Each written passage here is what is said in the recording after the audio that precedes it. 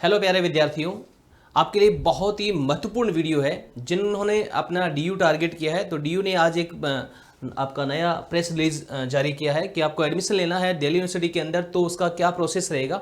तो बहुत ही महत्वपूर्ण वीडियो है, आपको ध्यान से देखना होगा, क्योंकि अपने आपका स्कोर चाहे कुछ भी रहा होगा, लेकिन आप किस तरह से अप्लाई कर रहे हो ये बहुत ज़रूरी है। तो ये आपके लिए बहुत महत्वपूर्ण वीडियो रहने वाला है। शुरू करता हूँ मैं अभी।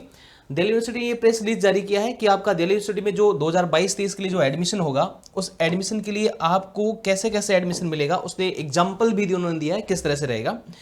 कि आपको क्या करना है, आपका जो सब्जेक्ट बेस्ड, आपका सबसे पहली बात तो आपका एक तो स्कोर होता है, आपका परसेंटेज एक नॉर्मलाइजेशन है। तो आपका जो एडमिशन होगा, जो CUET ने नॉर्मलाइजेशन किया है उसके अकॉर्डिंग होगा। आपका परसेंटेज जो सब्जेक्ट वाले आपके जो आए हैं डोमेन के, वो काम में नहीं आएंगे। पहली बात तो ये, ठीक है, यूजी 2022 के अंदर आप जब एडमिशन लोगे। दूसरी बात यह है कि इसमें आपकी जो मेरिट जो बनेगी, मेरिट स्कोर जो बनेगा, वो किस आधार पे बनेगा, उसके लिए इन्होंने एक एग्जांपल दिया है कि मान लेते हैं कि कैंडिडेट ए है एक और एक कैंडिडेट बी है। कैंडिडेट ए है, उसके सब्जेक्ट है Hindi, physics, chemistry, biology, mathematics, applied mathematics और जनरल टेस्ट। और कैंडिडेट जो बी है, उसके English, history, physical education, sociology, political science और जनरल टेस्ट। दो कैंडिडेट ऐसे हैं, एक साइंस बैकग्राउंड वाला है और एक आर्ट्स बैकग्राउंड वाला है। दो ऐसे कैंडिडेट हैं। उनके अलग अलग सब्जेक्ट के हिसाब से कौन कौन से जो आपके नॉर्मलाइज जो स्कोर है वो दे रखा आपको कि भाई ये मान लो कि उनका स्कोर रहता है, उनका सब्जेक्ट वाइज स्कोर रहता है। तो उनका एडमिशन कैसे होने वाला है डीयू के अंदर, ये महत्वपूर्ण है। अब ध्यान से देखिएगा, अगर आप बीए ऑनर्स पॉलिटिकल साइंस करना चाहते हैं, ध्यान दीजिएगा। आप कहोगे सर साइंस का विद्यार्थी बीए ऑनर्स, देखो साइंस का विद्यार्थी है तो उसको CUET का एग्जाम साइंस में ही देना पड़ेगा, साइंस के डोमेन सब्जेक्ट उसको लेने पड़ेंगे, लेकिन वो बीए ऑनर्स पॉलिटिकल साइंस में कर सकता है दिल्ली यूनिवर्सिटी के अंदर। ठीक है, तो बीए ऑनर्स पॉलिटिकल साइंस में अगर करना है तो इसके लिए क्या करना पड़ेगा, प्रोग्राम स्पेसिफिक एलिजिबिलिटी क्या है। इसके लिए प्रोग्राम स्पेसिफिक एलिजिबिलिटी है कि आपको any one language from list A और any two language from list B1 और any one subject from either list B1 और लिस्ट B2। यानी आपको एक तो लेना है आपको लैंग्वेज जो लिस्ट ए में है, और B1 में से आपको लेना है 2 सब्जेक्ट लेना है, और तीसरा आपको B1 में से भी ले सकते हैं और B2 में से भी ले सकते हैं। यानी कुल मिला के कितना हो गया, लैंग्वेज एक, दूसरा आपका हो गया B1 में से 2 और एक हो गया B1 या B2 में से, टोटल कितने हो गए 4। यानी 4 आपको कम से कम अप्लाई यहाँ पे आपको सब्जेक्ट कंसीडर करने पड़ेंगे कैंडिडेट को। अब आप कह रहे होंगे, सोच रहे होंगे कि सर ये लिस्ट A1 क्या है, लिस्ट B1 क्या है, लिस्ट B2 क्या है। तो लिस्ट A1, लिस्ट B1 और B2 क्या है, ये दिल्ली यूनिवर्सिटी ने पहले ही रिलीज कर दी थी। मैं आपको जानकारी के लिए बता देता हूँ कि ये लिस्ट में क्या क्या है। लिस्ट जो ए है, इस लिस्ट के अंदर आपकी सारी की सारी लैंग्वेज है, जितनी भी लैंग्वेज है सारी की सारी लैंग्वेज है। इनमें से कोई ना कोई आपने लैंग्वेज का चुनाव किया होगा, इंग्लिश, हिंदी, जो भी है, आपने एक लैंग्वेज आपने ली होगी। लिस्ट B1 और B2 क्या है, सॉरी लिस्ट B1 और लिस्ट B2 क्या है। लिस्ट B1 में उन्होंने एक सब्जेक्ट डिसाइड कर दिया कि ये सब्जेक्ट रहेंगे, जैसे अकाउंटेंसी, ये बायोलॉजी, आपका बिजनेस स्टडीज, ये लिस्ट B1 में है और ये लिस्ट B2 के अंदर है। समझ में आ गई बात। तो लिस्ट ए में तो क्या है, ओनली क्या है, लैंग्वेज है, और लिस्ट B1 और लिस्ट B2 में क्या सब्जेक्ट है। तो आपको सिलेक्शन यहां से करना है। अब यहां आप देखोगे तो इसमें समझ में नहीं आएगा आपको कि क्या है लिस्ट ए। तो लिस्ट ए में से आपको एक लैंग्वेज का चुनाव करना है, any 2 subject from list B1। अब आपको B1 में से 2 सब्जेक्ट लेने हैं, B1 में से 2 सब्जेक्ट लेने हैं। इसका मतलब क्या हुआ, आपको यहां से, इसमें से आपको कोई 2 सब्जेक्ट लेने हैं। यहां से आपको क्या करना है, 2 सब्जेक्ट लेने। फिर आपको टोटल कितने हो गए, 3 हो गए। अब देखिए ध्यान से, फिर आपको any one subject from either list B1 और लिस्ट B2। इसके अलावा एक और लेना आपको, जो आप कहां से ले सकते हैं, या तो ले सकते हैं यहां से B2 से ले सकते हैं, या फिर B1 से, है ना, B1 से भी ले सकते हैं और B2 से भी ले सकते हैं। कुल मिला के टोटल 4 सब्जेक्ट आपको कंसीडर करने हैं। कितने करने हैं, 4 सब्जेक्ट कंसीडर करने हैं। अब यहां पे देखिएगा, ये जो कैंडिडेट ए है, एक कैंडिडेट क्या करेगा इसने लैंग्वेज में से क्या ले लेगा, वो हिंदी ले लेगा।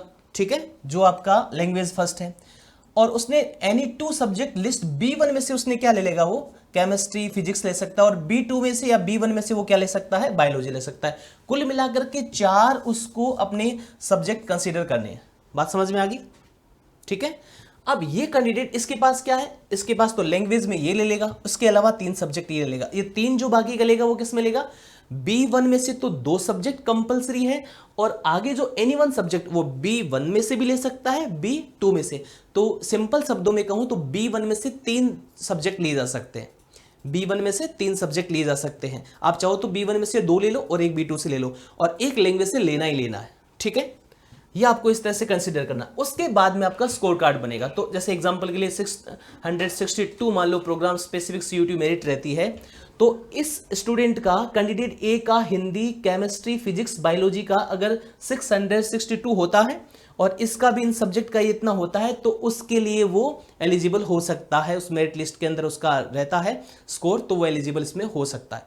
बात समझ में आ गई ना। इसलिए बड़ा इंपॉर्टेंट वीडियो, बहुत ध्यान से आपको देखना है। तो आपने एग्जाम तो कहां से दोगे, जो आपका 12th के अंदर सब्जेक्ट था, लेकिन आप यूनिवर्सिटी के अंदर सब्जेक्ट कोई भी ले सकते हैं। यहां पे देखिएगा, जैसे बी ऑनर्स इकोनॉमिक्स, यहां पर क्या रखा है, वही सिस्टम रखा गया है। आपका लिस्ट ए में से तो आपका क्या होना चाहिए, एक सब्जेक्ट होना चाहिए। फिर आपका मैथमेटिक्स होना चाहिए, any 2 subject out of which 1 should be from list B1। अब यहां अलग है, आपको B1 में से कम एक सब्जेक्ट होना जरूरी है। तो आपका जो पहला कैंडिडेट है, कैंडिडेट ए, जो एग्जांपल के लिए माना है, तो हिंदी, मैथमेटिक्स, केमिस्ट्री, फिजिक्स ले लेगा। ये एलिजिबल ही नहीं है, ये एलिजिबल ही नहीं है, क्योंकि इसके पास सब्जेक्ट ये जो मैथमेटिक्स का बोला है जैसे, तो है ही नहीं, तो ये एलिजिबल ही नहीं है। बात समझ में आई ना। तो आपको देखना है कि आपको कौन से प्रोग्राम के लिए, देखो आपको प्रोग्राम पहले तो कोशिश करना है आपका जो आप जो चाहते हैं वो सबसे टॉप प्रायोरिटी के अंदर रखना है। उसके बाद में आपको फील्ड सब करना, भरना सब है जिसमें आपका एडमिशन हो सकता है। जैसे बीकॉम ऑनर्स आपको लेना है, तो इसके लिए क्या है, लैंग्वेज होना चाहिए। उसके बाद में mathematics, any 2 subject out of which list 1 should be B1 के सब्जेक्ट भी आपको होना जरूरी है। तो ये हिंदी, मैथमेटिक्स, केमिस्ट्री, फिजिक्स ये इसके लिए एलिजिबल है, लेकिन यहाँ पर नहीं है, क्योंकि यहाँ पर लिस्ट में इसके सब्जेक्ट नहीं है। अकाउंटेंसी सब्जेक्ट का कह दिया यहाँ पे, तो ये इसके है नहीं, तो ये एलिजिबल नहीं, और ये भी नहीं है, और ये भी एलिजिबल नहीं है। बात समझ में आ रही है ना आपको। यानी लिस्ट ए, लिस्ट B1 और B2, इनमें से जो सब्जेक्ट यूनिवर्सिटी ने डाल रखे हैं वो आपके होने जरूरी है। जो आपने टेस्ट दिया है उसमें होने जरूरी है। ये तो लैंग्वेज का हो गया, ये B1 और B2 का हो गया। तो ये जो प्रोग्राम है उसमें जैसा बताया गया वो होना जरूरी है। वो अगर है तो आप उसमें आपके मेरिट में, स्कोर में एडमिशन के चांसेस रहेंगे। अब ऐसे में देखो आप एलिजिबल ही नहीं हो, तो ऐसे भरने का मतलब क्या, उस कॉलेज में आपको भरने का कोई मतलब ही नहीं है। यहाँ पर एलिजिबल है, इस सारा आगे का प्रोसेस ऐसा कैसे ही मैंने आपको शॉर्ट में समझा दिया। एक चीज क्लियर है, आई होप समझ में आ गया होगा आपको। अब एक और सूचना है कि जो आपका CSAS पोर्टल के अंदर जो फेज 2 है, उसके अंदर आपका जो कैंडिडेट है वो आपका मंडे सितंबर से उसमें वापस से स्टार्ट हो जाएगा और 10 अक्टूबर तक चलेगा। और आपका जो फाइनली एडमिशन है वो फाइनली एडमिशन आपका 10 अक्टूबर से होने स्टार्ट हो जाएंगे, ऐसे है, ठीक है। तो ये महत्वपूर्ण वीडियो था, आपको जानकारी देनी जरूरी थी। 10 अक्टूबर से आपका एडमिशन स्टार्ट हो जाएंगे। और वेबसाइट आपकी यहाँ पे एडमिशन की वेबसाइट ये है आपकी, और ये आपका बुलेटिन था। ये आपका CUT से संबंधित, सीट अलॉटमेंट से संबंधित है, और ये CSAS से संबंधित है। तो मैंने जो आपको समझाना चाहा, मेरा उद्देश्य ये है कि आपको जब आप पोर्टल पे फील करो कि भाई मुझे ये चाहिए, BA चाहिए, BCom चाहिए, तो ये ज़रूर आपको चुनाव करना है। सब्जेक्ट कौन कौन से वो भी मैंने आपको बता दिए। आई होप ये वीडियो आपके लिए बहुत महत्वपूर्ण रहने वाला है। ध्यान से इसको आपको देखना और इस हिसाब से ही आपको अपने कोर्स का और स्पेशल जो सब्जेक्ट है उसका चुनाव करना है। Thank you so much.